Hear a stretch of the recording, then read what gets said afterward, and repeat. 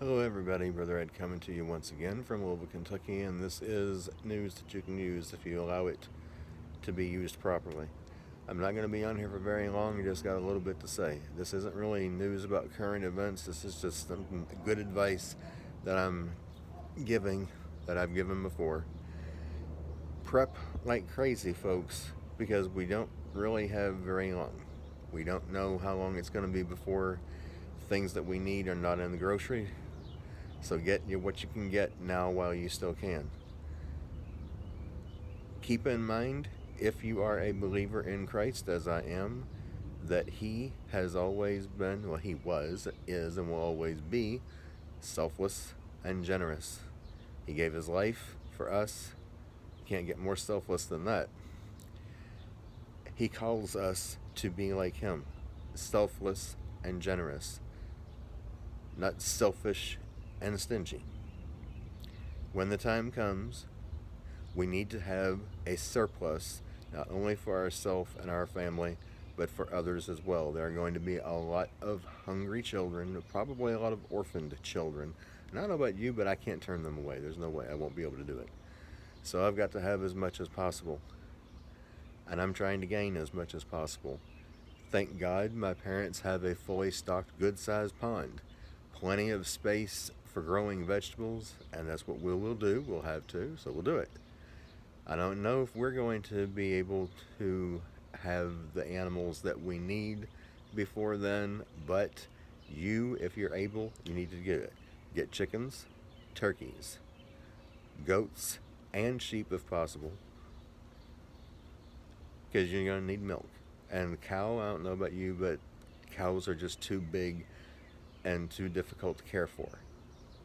I love them, but they're just too big. Go with the goats and the sheep. Goats milk and sheep milk's just as good. Sheep's milk has lactose, goat's milk does not. Keep that in mind. Grow as much as you can. Get the animals that you need. People are going to have babies that are in need of formula. And sheep's milk and goat's milk, if you've got it, may be all that they can get.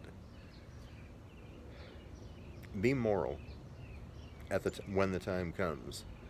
I don't know if anybody on here is the type that would do it or not. I'm not saying that any of you are, but don't trade in exchange for things that people should not have to trade for. Okay? You know what I'm talking about. I'm sure you do. Don't do that. No matter how desperate you get, how long it's been since maybe you've had any human contact, don't do that. Be moral. Be Christ-like. Just ask yourself all the time, what would He do? And if He wouldn't do it, don't do it.